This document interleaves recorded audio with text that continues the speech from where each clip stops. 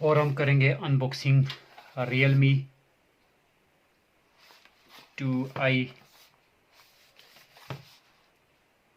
10,000 mAh power bank,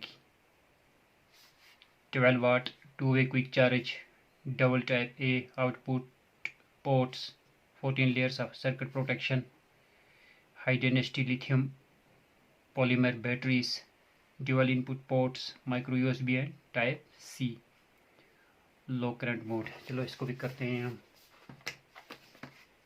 unboxing.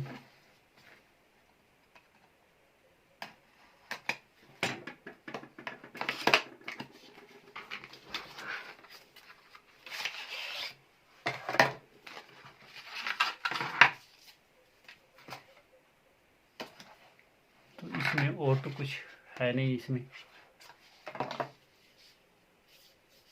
तो ये है हमारा स्मार्ट जैसा Realme power bank, USB out, USB out, USB C type in और दूसरा वाला इन। बहुत ही सुंदर और स्मार्ट वाला है। इसके साथ कोई और तो है नहीं कोई चीज़। ये